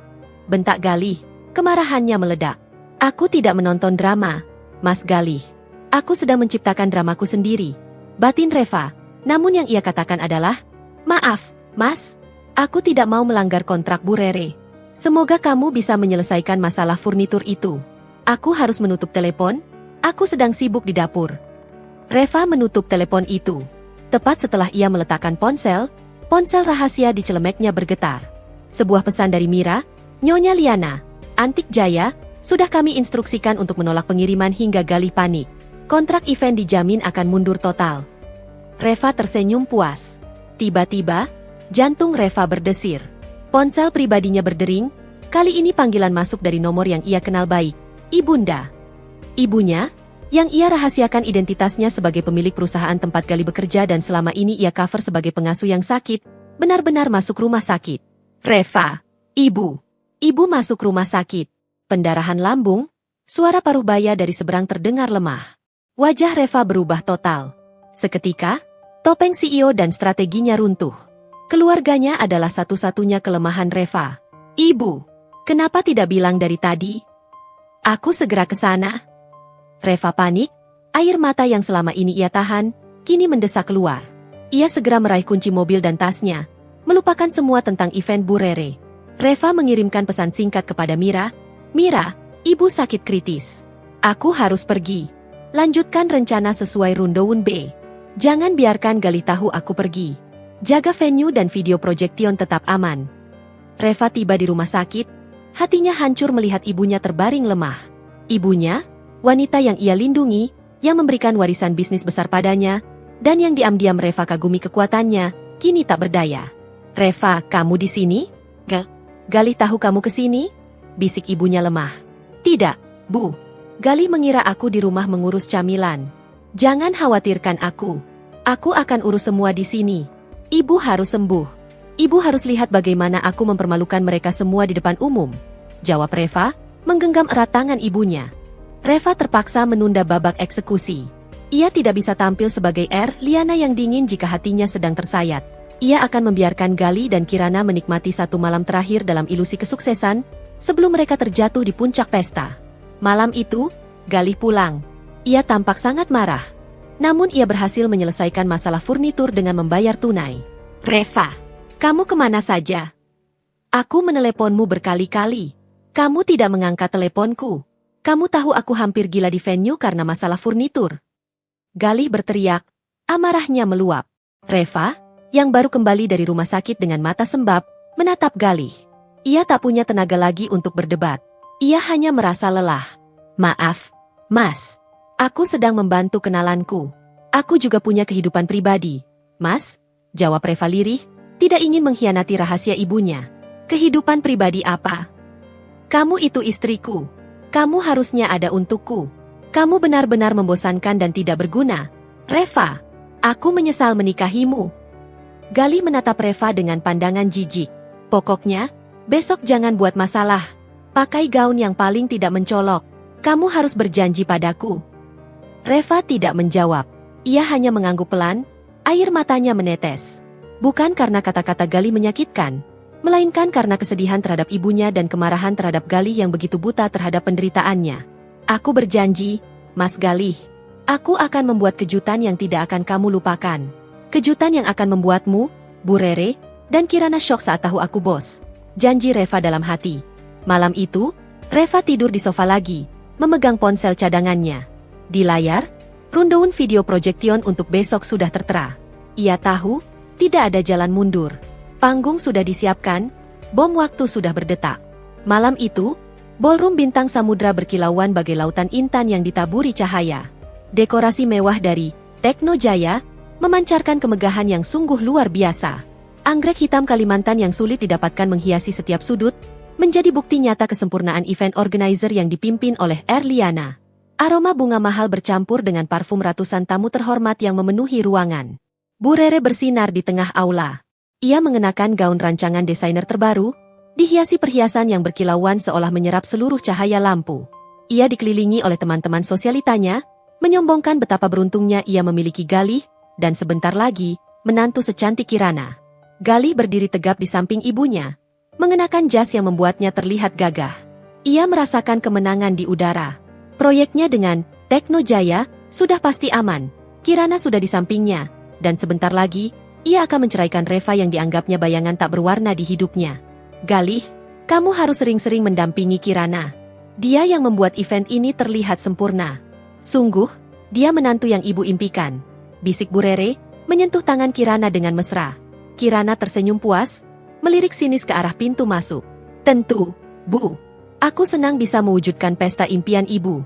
Semuanya lancar, berkat kerja keras kita. Jangan lupa, Galih, segera urus perceraianmu. Reva pasti akan datang, dan aku tidak ingin dia merusak suasana hati ibu. Tambah Bu Rere, suaranya dipenuhi arogansi. Tepat pukul 19.30, pintu utama ballroom terbuka. Semua mata tertuju ke sana. Masuklah Reva. Ia datang tidak dengan gaun pesta yang mewah, melainkan gaun terusan sederhana berwarna krem yang Galih cemooh. Ia terlihat sangat biasa, kontras sekali dengan kemegahan sekelilingnya. Rambutnya diikat ekor kuda longgar, tanpa perhiasan mencolok, kecuali cincin kawin yang masih melingkar di jarinya. Ia berjalan pelan ke sudut ruangan, tampak seperti sehelai daun kering di tengah hutan hujan tropis. Ia menyalami beberapa tamu yang ia kenal. Mereka adalah rekan-rekan bisnis penting yang Galih dan Bu Rere tidak sadari hubungannya dengan Reva, dan segera menuju tempat yang telah ia siapkan. Sebuah meja kecil yang sengaja diletakkan di dekat area teknis sound system. Galih melihat kedatangan Reva dan segera menghampirinya. Wajahnya berubah masam. Reva, kenapa kamu datang terlambat? Dan kenapa kamu pakai gaun itu? Aku sudah bilang, jangan membuatku malu di depan rekan-rekan bisnis. Desis Galih, suaranya tertahan, penuh amarah yang dipendam. Reva menatapnya, matanya terlihat sedikit sembab, sisa kelelahan menjaga ibunya semalam. Maaf, Mas. Tadi aku sibuk menyiapkan camilan tambahan untukmu, dan aku juga harus memastikan baju yang kupakai tidak mencolok, sesuai permintaanmu. Sudahlah. Sekarang kamu diam di sudut itu. Jangan mendekati ibu dan Kirana. Anggap saja kamu pelayan pribadi yang ditugaskan untuk menjaga tas ibu. Galih berbisik tajam, lalu bergegas kembali ke sisi Bu Rere dan Kirana. Lihat, Bu, anak itu benar-benar tidak tahu diri. Bu Rere mencibir keras, terdengar hingga beberapa meja di dekatnya. Kirana, kamu sungguh berkelas, tidak seperti si Reva itu. Dia itu bayangan hitam di keluarga kita. Reva mendengarkan cemoohan itu. Hatinya tidak lagi sakit, melainkan dipenuhi ketenangan yang mematikan. Ia mengeluarkan ponsel cadangannya, mengirimkan satu pesan kepada Mira, instruksi final, pukul 20 tepat. Play video A. Ia mengambil segelas air putih, meneguknya perlahan. Di sudut matanya, ia melihat Mira, asistennya, yang menyamar sebagai teknisi sound system, mengangguk dari kejauhan. Pukul 20. Waktu yang dijanjikan Reva telah tiba. Bu Rere naik ke panggung dengan anggun, didampingi Galih dan Kirana. Cahaya lampu sorot terfokus pada mereka. Bu Rere mengambil mikrofon. Wajahnya bersinar oleh kebahagiaan dan kebanggaan. Selamat malam, para tamu undangan yang terhormat. Terima kasih sudah hadir di pesta ulang tahun saya yang ke-60. Malam ini adalah bukti nyata keberkahan dan kemakmuran yang saya miliki. Ujar Bu Rere, suaranya lantang dan sombong. Ia kemudian memuji Kirana habis-habisan. Dan saya berterima kasih khusus kepada Kirana, calon menantu saya yang luar biasa. Dia telah mewujudkan pesta mewah ini. Dia adalah wanita yang cerdas, ambisius, dan memiliki selera kelas atas. Dia pantas mendampingi putra saya, Galih. Tepuk tangan meriah membahana. Bu Rere tersenyum, mengedipkan mata pada Kirana. Ia melirik Reva di sudut ruangan, seolah berkata, "Lihat, Reva, kamu tidak ada apa-apanya." Galih memeluk Kirana dengan bangga. "Terima kasih, sayang. Kamu memang yang terbaik." Tepat saat Bu Rere akan memotong kue 6 tingkat yang dihiasi anggrek hitam, kejadian tak terduga terjadi. Lampu utama ballroom tiba-tiba meredup, seolah ditarik oleh tangan gaib. Hanya lampu sorot di tengah panggung yang masih menyala. Musik dansa yang riang tiba-tiba digantikan oleh alunan musik instrumen dramatis yang mengiris hati. Para tamu mulai berbisik, bingung. Bu Rere terkejut, ekspresi wajahnya berubah tegang. "Ada apa ini? Galih, Kirana, kenapa lampunya mati?" bisik Bu Rere panik. "Maaf, Bu, mungkin gangguan teknis. Aku akan segera menghubungi Nyonya Liana." Galih panik, ia mengeluarkan ponselnya. Di belakang panggung, Reva menyaksikan semua itu. Tangannya memegang tombol yang mengendalikan sistem proyeksi. Mira memberi kode. Semua sudah siap.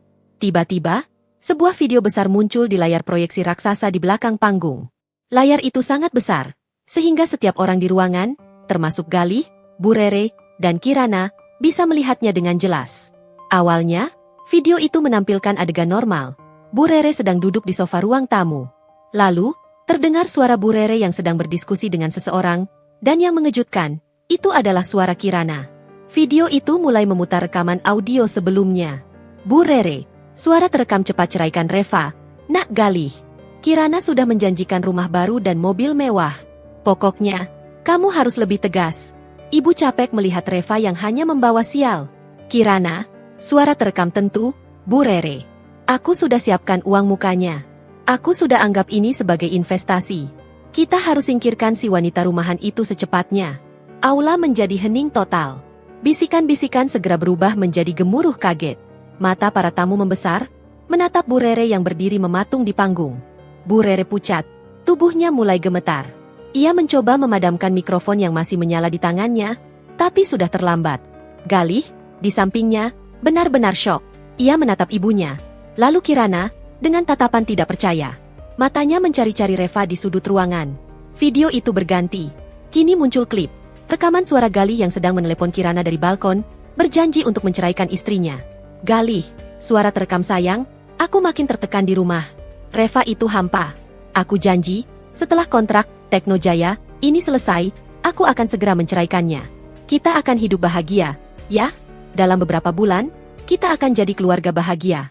Boom! Suara pengkhianatan Galih meledak di seluruh ruangan. Galih merasakan bumi di bawah kakinya berguncang. Ia terjebak. Bu Rere terjatuh ke lantai. Kirana, di sampingnya, menutup mulut dengan tangan, matanya dipenuhi ketakutan. Mereka tidak hanya dipermalukan, tetapi semua kebusukan, keserakahan, dan konspirasi finansial mereka kini menjadi tontonan umum. Di tengah kekacauan itu, Reva berjalan dari sudut ruangan menuju panggung. Langkahnya tenang, anggun, namun penuh otoritas. Ia adalah pedang keadilan yang bergerak pelan. Galih, dengan wajah yang kini memerah dan dipenuhi keringat dingin, menunjuk Reva yang mendekat. "Reva, apa yang kamu lakukan? Kamu yang melakukan ini.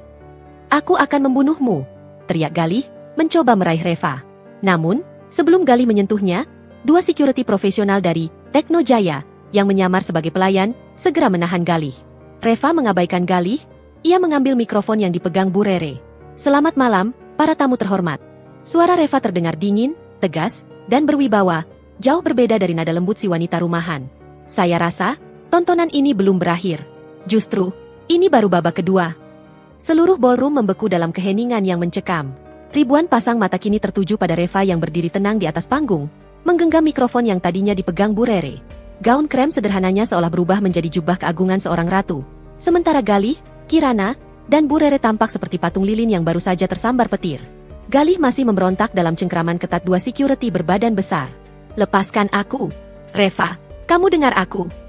Aku akan menghancurkanmu. Ini fitnah. Aku akan memenjarakanmu," teriak Galih. Suaranya pecah oleh kemarahan dan rasa malu yang tak tertahankan. Bu Rere yang terduduk di lantai, kini mencoba merangkak. Wajahnya yang tebal make up tampak mengerikan karena bercampur dengan air mata panik. Reva, anak tidak tahu diri. Kamu berani mempermalukan aku? Kamu pikir kamu siapa?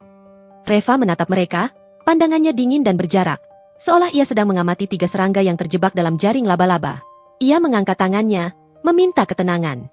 Tentu, Tuan Galih.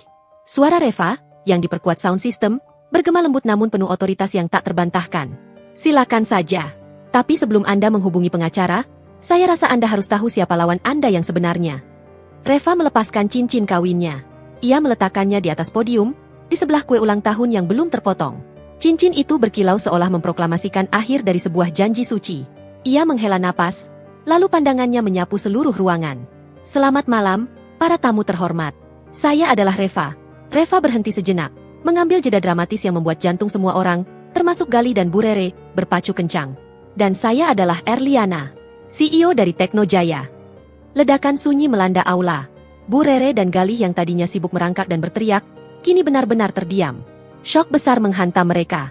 Nama, Erliana, yang selama ini mereka takuti, hormati, dan sanjung-sanjung karena dianggap sebagai penentu nasib kontrak Galih, ternyata adalah wanita yang selama ini mereka rendahkan sebagai wanita rumahan yang hampa.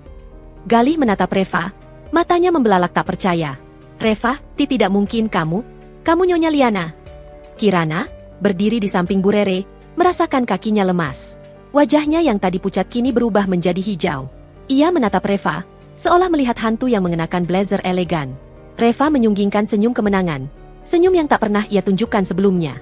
Ya, Mas Galih. Saya Erliana. Saya pemilik mayoritas saham di Teknojaya, dan kebetulan, perusahaan ini adalah klien terbesar dari perusahaan supply chain tempat Mas Galih bekerja. Saya yang menentukan promosi Anda, Mas. Bukan Kirana, dan bukan pula koneksi Bu Rere. Bu Rere tersentak, ia berhasil berdiri. Bohong. Kamu pasti bohong. Kalau kamu CEO, kenapa kamu di rumah? Kenapa kamu memasak untukku? Kenapa kamu memakai celemek murahan itu? Reva memandang Bu Rere, tatapannya menyiratkan kesedihan dan keprihatinan yang mendalam sebelum kembali menjadi baja. Saya melakukannya, Bu Rere, karena saya ingin tahu seberapa tulus Galih mencintai saya, bukan harta saya. Dan seberapa baik hati ibu menerima menantu tanpa memandang status. Ternyata, hasilnya adalah konspirasi kotor yang baru saja Anda saksikan. Reva kemudian beralih ke Kirana. Suaranya berubah menjadi nada bisnis yang tajam. Nyonya Kirana, Anda adalah key account manager yang sangat kompeten, namun sangat ceroboh. Ingat, hari ini adalah deadline bagi event ini untuk mendapatkan perizinan keramaian dari Pemkot. Saya sudah meminta tim saya untuk tidak mengingatkan Anda. Kirana gemetar. Perizinan, aku sudah bilang itu urusan teknis. Tepat sekali, Nyonya Kirana. Dan karena Anda dan Tuan Galih, yang merupakan penandatangan kontrak, telah lalai dalam mengurus detail teknis krusial ini, yang menyebabkan acara ini berpotensi dibubarkan, maka ini terhitung sebagai pembatalan kontrak sepihak yang disebabkan oleh skandal moral dan kelalaian profesional. Reva mengangkat sebuah dokumen. Tuan Galih, Nyonya Kirana, izinkan saya membacakan klausul tersembunyi yang Anda berdua abaikan. Reva mengenakan kacamata berbingkai tipis, yang semakin menegaskan aura CEO-nya. Berdasarkan klausul ganda dan lampiran D yang telah Anda tanda tangani, jika pembatalan terjadi karena skandal moral yang melibatkan salah satu penandatangan, denda akan menjadi 5 kali lipat dari total kontrak yang harus dibayarkan tunai, dan pihak penandatangan harus menyerahkan aset pribadi yang disebutkan pada lampiran D dan lampiran D ini, Tuan Galih. Reva menunjuk Galih dengan dingin. Berisi surat pengunduran diri Anda dari perusahaan milik ibuku, serta surat cerai yang sudah dibubuhi materai. Anda, Tuan Galih, sudah menceraikan saya secara hukum saat Anda menandatangani kontrak event ini 3 hari yang lalu. Galih merasakan tubuhnya remuk. Ia bukan hanya kehilangan istrinya, tetapi ia juga kehilangan pekerjaan dan masa depannya karena kelalaiannya sendiri. Tidak mungkin. Aku tidak pernah menandatangani surat cerai. Aku hanya menandatangani kontrak event. Teriak Galih, panik, berusaha melepaskan diri dari security. Tanyakan pada Kirana, Tuan Galih. Dokumen yang Anda tandatangani adalah dokumen setebal ini. Reva memegang beberapa lembar kontrak yang ia anggap remeh. Anda hanya membaca harga dan anggrek hitam, tetapi Anda mengabaikan detail hukum. Sebuah kecerobohan yang fatal bagi seorang manajer yang ingin promosi. Bu Rere akhirnya ambruk, menangis histeris. Ia merangkak ke kaki Reva. Reva, nak Reva, jangan. Aku ibumu. Aku minta maaf. Jangan ambil perusahaan anakku. Jangan ambil semua yang kami miliki. Aku mohon. Reva mundur selangkah, melepaskan Bu Rere. Air matanya hampir menetes. Bukan karena iba pada Bu Rere, tetapi karena rasa kecewa yang luar biasa pada kebusukan manusia. Bu Rere, Saya tidak akan mengambil apa-apa. Anda sendiri yang telah merusak semuanya. Anda telah memilih Kirana, uangnya, dan kebohongan mereka, daripada kejujuran dan ketulusan saya. Dan sebagai Erliana, saya wajib memastikan klien yang tidak profesional, yang terlibat dalam konspirasi moral dan finansial, mendapatkan ganjaran setimpal. Reva beralih ke Kirana, yang kini menangis terseduh-seduh. Dan Nyonya Kirana, perusahaan Anda tidak hanya dikenakan denda, tetapi juga akan kehilangan kontrak besar dengan Teknojaya dan semua perusahaan rekanan kami karena track record buruk ini. Investasi yang Anda banggakan, Nyonya, kini menjadi hutang yang menghancurkan Anda. Reva menjentikan jarinya ke arah Mira. Mira segera menghidupkan lampu utama. Sekarang, saya minta maaf atas interupsi ini. Acara ulang tahun Bu Rere telah selesai dan kontrak dengan Teknojaya telah dibatalkan. Para tamu, silakan nikmati hidangan terakhir dari camilan yang saya, si wanita rumahan, siapkan, sambil menyaksikan 3 penipu ini menanggung akibat perbuatannya. Reva meletakkan mikrofon itu dengan dentingan keras. Ia menarik blazernya yang tersampir di kursi. Ia berjalan keluar dari panggung yang dipenuhi kehancuran moral dan finansial. Ia meninggalkan Galih, Bu Rere, dan Kirana yang syok, menangis, dan dipermalukan di depan ratusan tamu terhormat. Reva tidak lagi menjadi istri, menantu, atau wanita rumahan. Ia adalah Liana, CEO yang baru saja mengukir kisah pembalasan paling elegan dan tak terduga dalam sejarah bisnis dan rumah tangga. Reva melangkah turun dari panggung, meninggalkan gemuruh keheningan dan serpihan ego yang hancur di belakangnya. Kakinya mantap, pandangannya lurus ke depan. Ia baru saja menyelesaikan pertunjukan paling menyakitkan dan paling memuaskan dalam hidupnya. Di ballroom, kerumunan tamu mulai bubar dengan bisikan sensasi, meninggalkan Galih, Bu Rere, dan Kirana yang masih terpaku. Wajah mereka adalah kanvas horor yang tak terlupakan. Ia berjalan cepat menuju pintu keluar utama, di mana Mira, asistennya, sudah menunggu dengan tenang. Nyonya Liana, semuanya sudah terurus. Perusahaan Tuan Gali sudah menerima notifikasi pembatalan kontrak, dan surat cerai sudah sah secara hukum hari ini. Bisik Mira, menyerahkan kunci mobil Reva. Terima kasih, Mira. Kerja bagus. Reva menjawab, suaranya kini sedikit mereda, namun masih dipenuhi oleh energi pelepasan. Ia bisa merasakan beban berat yang ia pikul selama bertahun-tahun kini terangkat, digantikan oleh rasa lega yang luar biasa. Saat Reva hampir mencapai pintu, langkahnya terhenti. Di ambang pintu, menunggu dengan setelan jas mahal dan senyum ramah yang tulus, berdiri seorang pria. Dia adalah Arjuna, 32, CEO dari perusahaan teknologi pesaing, Teknojaya. Sekaligus teman lama yang sudah lama mengagumi kecerdasan Reva, bahkan sebelum Reva menjadi Erliana yang terkenal. Arjuna hadir di acara itu karena diundang oleh salah satu klien penting yang juga merupakan rekanan bisnisnya. Arjuna melangkah mendekat, matanya yang hangat menatap Reva, tanpa ada sedikit pun rasa menghakimi atau terkejut berlebihan. Ia sudah terbiasa dengan drama dunia bisnis. Liana, Reva, panggil Arjuna lembut, menggunakan kedua nama itu dengan kesadaran penuh. Selamat malam. Reva terkejut melihat Arjuna. Di tengah badai yang ia ciptakan, kehadiran Arjuna terasa seperti pelabuhan yang tak terduga. Wajahnya yang biasa ia lihat di sampul majalah bisnis kini berdiri di hadapannya, menawarkan ketenangan. Arjuna, kamu di sini? Tanya Reva, berusaha menstabilkan emosinya. Aku diundang oleh Tuan Hendra. Aku tidak menyangka akan menyaksikan pertunjukan plot twist terbaik abad ini. Arjuna tersenyum tipis. Senyumnya berbeda dari senyum palsu yang sering ia lihat. Senyum Arjuna adalah angin segar di tengah gurun. Kamu tahu semuanya? Tanya Reva. Aku tahu siapa dirimu, Reva. Aku tahu kamu adalah wanita paling cerdas dan kuat di antara kita semua. Aku tahu cerita latar belakangmu, dan aku tahu alasan mengapa kamu menyembunyikan identitasmu selama ini. Aku juga tahu, Galih dia tidak pernah pantas untukmu, kata Arjuna, suaranya tulus dan penuh pengertian. Reva merasakan matanya menghangat. Ini adalah kali pertama ia didukung tanpa syarat, tanpa intrik, setelah sekian lama. Aku hanya ingin keadilan, Arjuna. Aku ingin mereka tahu, meremehkan seseorang hanya karena status sosial adalah kesalahan terbesar dalam hidup mereka, bisik Reva. Arjuna mengangguk, ia mengulurkan tangan. Bukan untuk berjabat tangan bisnis, melainkan untuk menggenggam tangan Reva. Genggaman itu hangat, meyakinkan, dan penuh janji tanpa kata. Kamu sudah mendapatkannya, Reva. Kamu telah mengajarkan mereka pelajaran berharga dengan cara yang paling elegan. Sekarang, saatnya kamu memikirkan dirimu sendiri. Kamu telah mengubur masa lalu itu, kata Arjuna, menunjuk ke dalam ballroom yang mulai dikosongkan. Mengubur?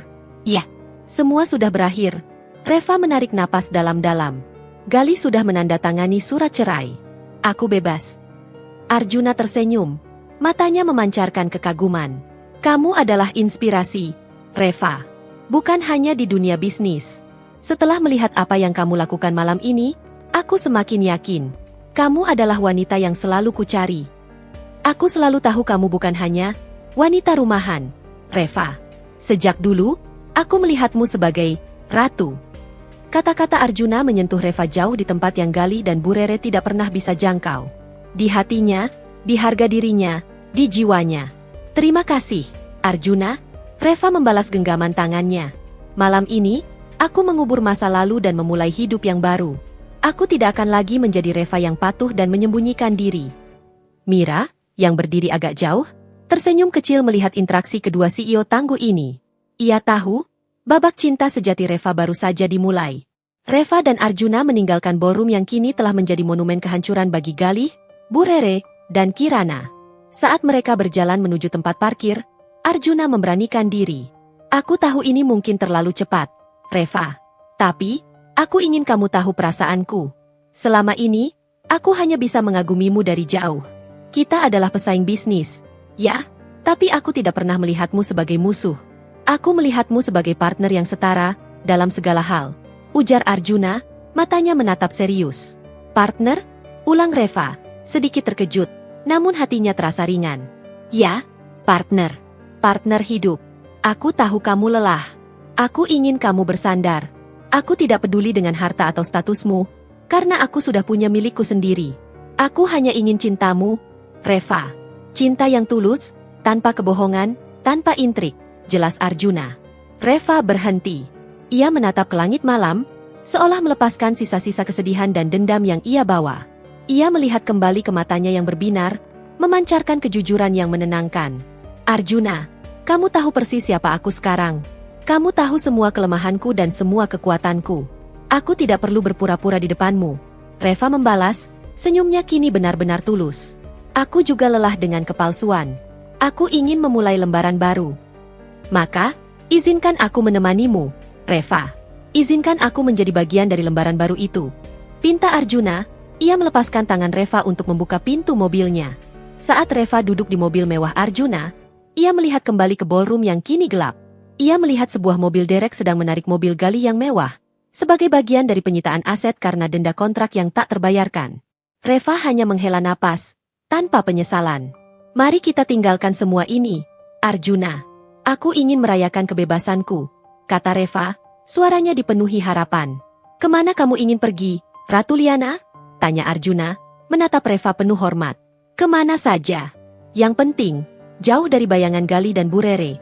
Jawab Reva, ia merasakan kebahagiaan itu kini mulai tumbuh, bunga yang mekar setelah badai. 2 minggu berlalu setelah malam pertunjukan di ballroom Bintang Samudra. Dunia Galih, Bu Rere, dan Kirana runtuh seperti tumpukan kartu yang ditiup angin badai. Sementara itu, Reva menikmati babak baru kehidupannya. Babak yang dipenuhi kejujuran dan kemewahan yang selama ini ia sembunyikan. Reva dan Arjuna menghabiskan hari-hari itu dengan meeting bisnis dan makan malam pribadi, memperkuat kemitraan profesional sekaligus benih-benih asmara. Reva tidak lagi perlu mengenakan topeng, ia bisa menjadi dirinya yang utuh. Wanita cerdas, berkuasa, namun menyimpan hati yang lembut. Suatu sore, Reva dan Arjuna sedang menikmati teh di lounge eksklusif di lantai atas kantor Tekno Jaya. Dari jendela, mereka bisa melihat lanskap kota yang membentang luas. Bagaimana perasaanmu sekarang, Reva? Kamu terlihat sangat damai, tanya Arjuna, menyerahkan cangkir teh.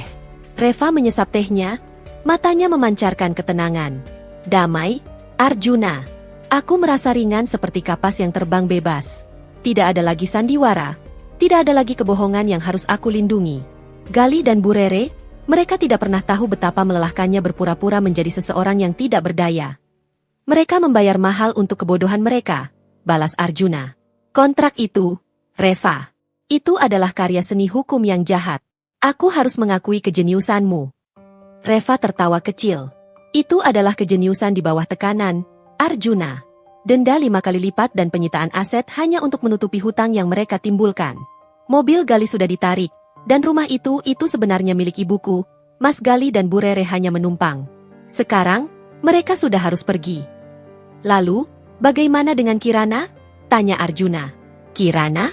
Ia sedang mencoba menyelamatkan perusahaannya, tetapi aku sudah memastikan bahwa Tekno Jaya dan semua perusahaan rekanan besarku, termasuk perusahaanmu, tidak akan menjalin kerjasama dengannya. Track record moral dan finansialnya kini menjadi cap merah di dunia bisnis. Jelas Reva, suaranya mengandung nada keadilan yang dingin. Tiba-tiba, ponsel Reva berdering. Itu adalah nomor asing. Reva mengaktifkan speaker. Halo. Reva. Ini Galih. Tolong aku. Aku mohon. Suara Galih terdengar putus asa, parau, dan sama sekali berbeda dari suara menir sombong yang biasa Reva dengar. Reva dan Arjuna saling pandang.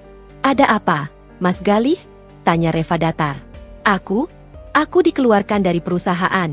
Mereka bilang aku melanggar kode etik dan merugikan perusahaan dengan pembatalan kontrak Tekno Jaya. Itu. Aku tidak punya apa-apa lagi. Reva, Ibu Rere jatuh sakit karena stres. Dan Kirana, dia menghilang. Dia mencampakkanku setelah tahu aku bangkrut. Tangis Galih terdengar dari telepon. Investasi Kirana telah gagal, dan dia segera menarik diri, batin Reva. Aku sudah berusaha mencari pekerjaan, Reva, tapi semua pintu tertutup. Mereka semua tahu apa yang terjadi di ulang tahun Ibu Rere. Aku mohon, Reva, kamu CEO Tekno Jaya. Kamu punya kekuatan. Tolong kembalikan pekerjaanku. Kita bisa kembali bersama. Aku janji akan mencintaimu. Galih memohon dengan suara yang membuat pendengarnya merasa jijik. Reva memejamkan mata sejenak, menahan rasa muak. Mas Galih, tolong dengarkan aku baik-baik. Aku sudah menceraikanmu secara sah. Aku tidak akan pernah kembali pada seorang pengkhianat yang meremehkan istrinya sendiri demi uang dan status. Tapi kamu bilang kamu hanya wanita rumahan. Kamu tidak punya apa-apa. Aku tidak tahu kamu bos. Kalau aku tahu, aku tidak akan selingkuh. Teriak Galih, kejujuran putus asa itu justru menjadi penutup kebodohannya. Reva tertawa miris. Itu adalah inti dari masalahnya, Mas Galih. Kamu mencintaiku hanya karena potensi kekuasaan yang bisa kamu manfaatkan, bukan karena diriku. Maaf, Galih. Aku tidak akan membantumu. Kamu harus bertanggung jawab atas konsekuensi dari setiap kata dan tindakanmu. Reva, kamu kejam. Kamu iblis. Kamu mempermalukan ibuku. Kami akan menjadi miskin, teriak Galih sebelum sambungan terputus. Arjuna mematikan speaker di ponsel Reva, lalu menggenggam tangannya. Kamu sudah sangat lembut, Reva. Memberinya kesempatan terakhir untuk meminta maaf dengan tulus, dan dia justru menunjukkan sifat aslinya. Dia hanya peduli pada uang, Arjuna, bukan pada penyesalan, kata Reva. Ia mengambil napas panjang. Beberapa hari kemudian, Reva menerima kabar dari Mira. Bu Rere akhirnya dipindahkan ke rumah sederhana milik kerabat jauh di luar kota. Sementara Galih bekerja serabutan sebagai driver online untuk membayar hutang yang menumpuk. Kirana benar-benar menghilang, tidak mampu membayar denda yang dijatuhkan Tekno Jaya. Reva tahu, pembalasan itu sudah sempurna. Galih dan Bu Rere tidak hanya kehilangan harta, tetapi mereka juga kehilangan status dan harga diri, sesuatu yang paling mereka agungkan. Reva tidak mengambil kekayaan mereka. Ia hanya menghapus privilege dan ilusi kemewahan yang selama ini mereka gunakan untuk merendahkannya. Kamu sudah puas, Reva? Tanya Arjuna suatu malam, saat mereka makan malam romantis di apartemen Reva. Puas. Reva tersenyum, menatap lilin yang bergoyang. Aku merasa ditebus, Arjuna. Aku merasa diriku yang sebenarnya akhirnya diakui. Aku tidak lagi harus hidup dalam bayangan. Aku sudah membayar harga untuk kebebasanku. Sekarang, lautan di depanku terbuka lebar. Arjuna menggeser kursinya mendekat. Dan aku siap berlayar bersamamu, Ratu Liana. Bukan karena kamu CEO, tapi karena kamu adalah wanita yang berani memilih harga diri di atas pengkhianatan. Kamu memilih kebenaran di atas kepalsuan. Itu yang membuatku jatuh cinta padamu. Reva meletakkan tangannya di atas tangan Arjuna. Aku juga mencintaimu, Arjuna. Kamu melihat aku yang sebenarnya, bukan Reva si ibu rumah tangga, dan bukan Erliana si penguasa. Kamu melihat hati yang lelah dan berani. Mereka berbagi ciuman yang tulus, sebuah janji awal yang tidak didasarkan pada uang atau status, melainkan pada rasa hormat dan cinta yang setara. Beberapa minggu setelah Galih, Bu Rere, dan Kirana merasakan pahitnya kejatuhan, Reva memasuki babak kehidupan yang tenang. Kehadiran Arjuna adalah penyembuh luka yang lembut. Reva kini fokus mengurus bisnisnya dan yang terpenting, mendampingi ibunya di rumah sakit. Berkat perawatan intensif, kondisi ibu Reva yang merupakan pemilik sejati perusahaan tempat Galih dulu bekerja, mulai membaik. Sore itu, Reva berada di kamar rawat ibunya. Ibunya, dengan senyum tipis, memegang tangan Reva. Ibu lega. Reva, kamu sudah bebas. Semua kebohongan dan sandiwara itu sudah berakhir, bisik ibunya. Semua berkat dukungan ibu. Reva tidak akan bisa menjadi Erliana tanpa restu ibu, jawab Reva, menunduk haru. Dan perusahaan kita, Bu, sekarang semakin besar setelah kasus event itu. Tekno Jaya mendapat banyak sorotan dan klien baru. Itu karena kamu bekerja dengan hati, Reva. Bukan hanya dengan pikiran, kata ibunya, bijaksana. Tiba-tiba, pintu kamar rawat terbuka. Arjuna masuk membawa buket bunga besar dan keranjang buah-buahan. Ia tersenyum hangat, menyapa ibu Reva. Selamat sore, Tante. Kondisi Tante hari ini terlihat lebih baik, sapa Arjuna ramah. Ah, kamu Arjuna, calon menantu Tante, ya? Reva sudah cerita banyak. Kalian berdua adalah dua CEO terhebat yang pernah Tante kenal. Goda ibu Reva, membuat pipi Reva merona. Arjuna tertawa. Saya hanya berusaha menyeimbangkan fierce-nya Reva, Tante. Dia adalah wanita yang sangat berharga. Obrolan mereka mengalir ringan, membahas rencana masa depan, bukan lagi dendam masa lalu. Reva merasa lengkap. Ia memiliki cinta yang tulus dan keluarga yang mendukung. Meskipun Reva sudah sepenuhnya move on, masih ada satu puzzle terakhir yang harus ia tempatkan. Satu tindakan yang akan menjadi penutup yang elegan bagi kisah ini, yang juga akan membuat pembaca merasa puas dan tetap penasaran. Arjuna, ujar Reva suatu malam, saat mereka makan malam di restoran tepi pantai. Aku ingin melakukan satu hal lagi. Ini bukan tentang dendam, tapi tentang kepastian nasib. Apa itu, sayang? Menuntut Kirana lebih jauh? Tanya Arjuna. Bukan. Kirana sudah hancur. Galih dan Bu Rere sudah merasakan miskin. Itu sudah cukup. Tapi, aku ingin memberikan mereka kesempatan terakhir untuk introspeksi, sebuah kejutan yang akan membuat mereka benar-benar sadar bahwa kekuasaan tidak harus digunakan untuk menghancurkan, tetapi untuk membangun. Jelas Reva, matanya berkilat cerdas. Beberapa hari kemudian, Reva memanggil Mira ke kantornya. Mira, saya ingin kamu melakukan satu tugas terakhir, yang sangat rahasia. Saya ingin kamu mencari Galih. Dia bekerja sebagai driver online sekarang, kan? Cari dia, dan berikan dia surat tawaran kerja dari Tekno Jaya. Perintah Reva. Mira terkejut. Apa? Nyonya Liana, Anda akan mempekerjakan mantan suami yang mengkhianati Anda? Setelah semua yang ia lakukan? Ya, tapi bukan sebagai manajer. Tawarkan dia posisi petugas kebersihan di kantor pusat kita. Gajinya standar UMR. Ada beberapa syarat yang harus dia terima, dan yang terpenting, dia harus menandatangani kontrak rahasiaan bahwa dia tidak boleh menyebutkan hubungannya denganku atau Bu Rere. Reva tersenyum misterius. Lalu, apa kejutan di baliknya? Tanya Mira, semakin penasaran. Kejutannya adalah, dia akan bekerja tepat di lantai paling atas, tempat kantor Erliana berada. Dia akan melihat kemewahan dan kesuksesan yang seharusnya ia miliki, dan dia akan membersihkan lantai itu, setiap hari, tanpa tahu bahwa kantor Erliana itu sebenarnya kantor mantan istrinya. Aku tidak akan pernah menemuinya.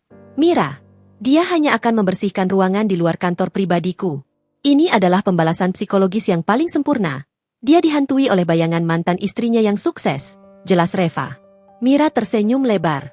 Jenius, Nyonya Liana. Ini akan membuatnya benar-benar sadar akan kesalahannya. Sebuah hukuman karma yang elegan. Satu lagi, tambah Reva. Cari tahu di mana Bu Rere dirawat.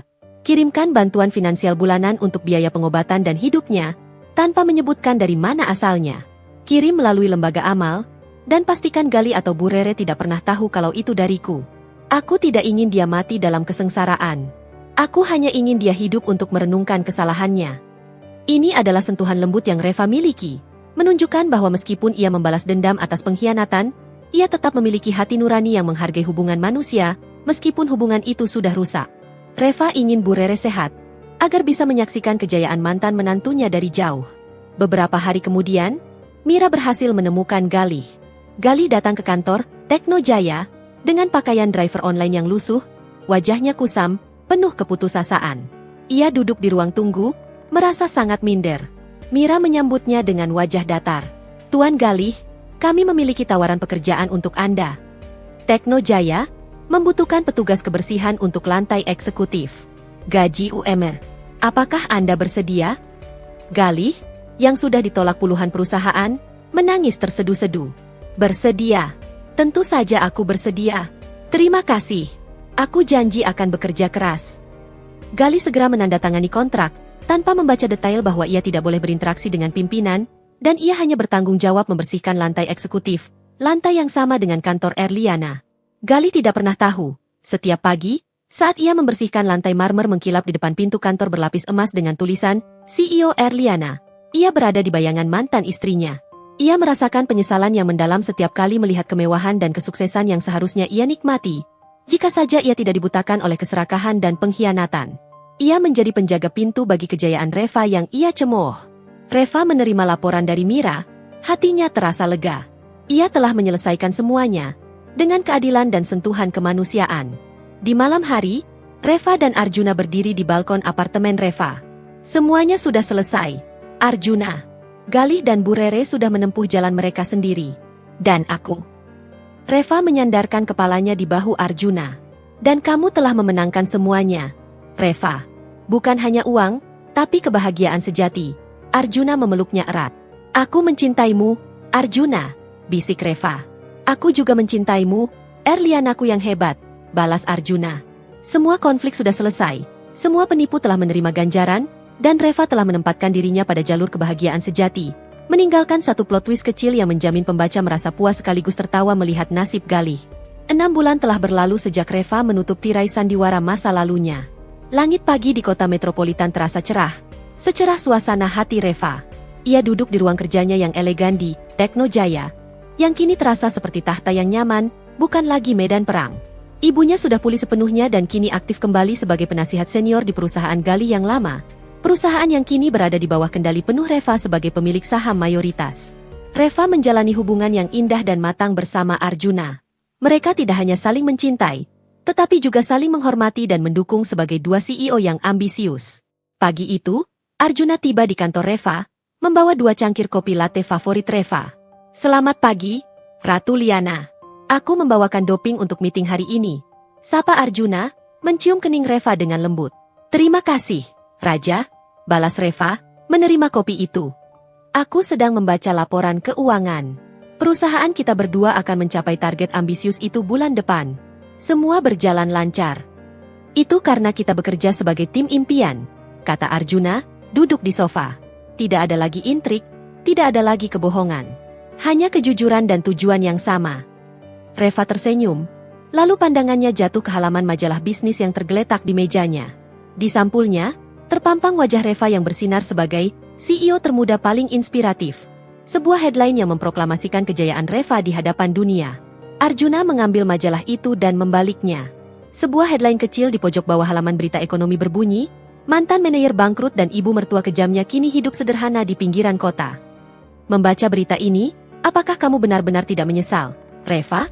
Tanya Arjuna, suaranya dipenuhi rasa ingin tahu yang murni. Reva menggeleng tegas. Menyesal? Aku hanya menyesal kenapa aku tidak membuka mata lebih cepat. Tapi, tidak, Arjuna.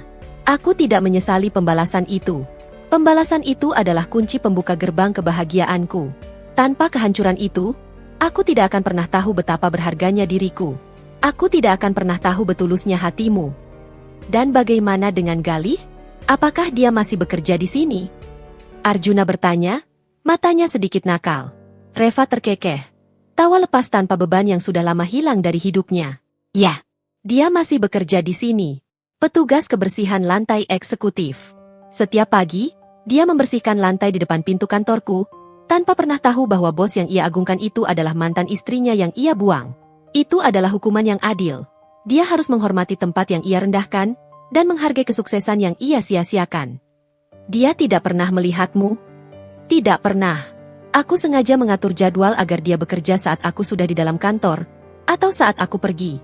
Dan dia memegang teguh kontrak rahasiaan itu, karena dia takut dipecat dan kehilangan satu-satunya pekerjaan yang tersisa. Ironis, bukan? Dulu dia sombong karena jabatan, sekarang dia patuh karena posisi terendah. Jelas Reva, ada nada kemanusiaan dalam suaranya, bukan lagi dendam. Tiba-tiba, Arjuna berlutut di depan Reva. Reva terkejut, matanya membesar. Arjuna, apa yang kamu lakukan? Arjuna mengeluarkan kotak bludru merah kecil dari saku jasnya. Di dalamnya, berkilau sebentuk cincin berlian yang sederhana, namun memancarkan kemurnian. Reva, aku tidak akan melamarmu di ballroom mewah. Aku akan melamarmu di tempat di mana kamu berkuasa, di tempat di mana kamu menemukan kembali dirimu yang sebenarnya. Ujar Arjuna, matanya memancarkan ketulusan yang lebih terang dari 1000 berlian. Aku mencintaimu, Reva. Aku tidak mencintai Erliana si CEO. Aku mencintai Reva yang gigih, yang cerdas, yang kuat, dan yang berani menuntut keadilan. Kamu adalah inspirasi terbesarku. Maukah kamu membangun kerajaan bisnis dan kerajaan hati bersamaku selamanya? Tanya Arjuna. Air mata Reva menetes. Air mata kebahagiaan sejati. Ia mengulurkan tangannya. Ya, Arjuna. Aku mau. Tentu saja aku mau. Arjuna menyematkan cincin itu di jari manis Reva, di tempat yang dulunya disematkan cincin pernikahan Galih yang penuh pengkhianatan. Cincin ini terasa ringan, penuh janji dan harapan. Kita akan menikah segera. Dan kita akan membuat cerita cinta kita menjadi headline di seluruh dunia. Bisik Arjuna, memeluk Reva erat. Pernikahan Reva dan Arjuna diadakan 6 bulan kemudian. Sederhana namun sangat elegan. Hanya keluarga dekat dan rekan bisnis terpercaya yang hadir. Mereka resmi menjadi pasangan emas bisnis di Asia. 1 minggu setelah pernikahan, Reva sedang mengemudi bersama Arjuna menuju bandara untuk bulan madu. Mereka berhenti di lampu merah. Reva melihat ke pinggir jalan. Di sana, ia melihat Bu Rere. Bu Rere terlihat menua, mengenakan pakaian sederhana, sedang menunggu bus. Di sebelahnya, berdiri Galih, berpakaian rapi, namun tampak lelah, seperti baru pulang kerja shift malam. Galih terlihat sedang memberikan uang kepada ibunya. Mereka berdua berbicara, wajah mereka menunjukkan kelelahan hidup, namun tidak ada lagi kesombongan di sana.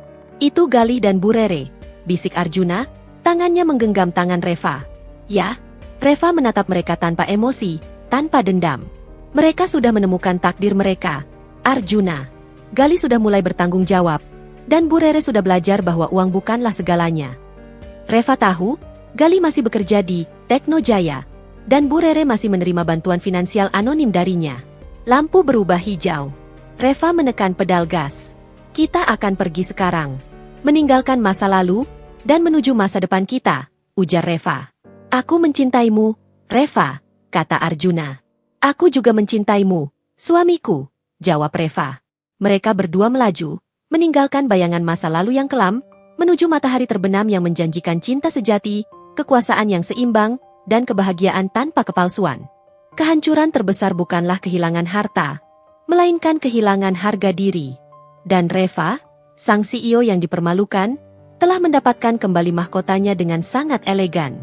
Selesai.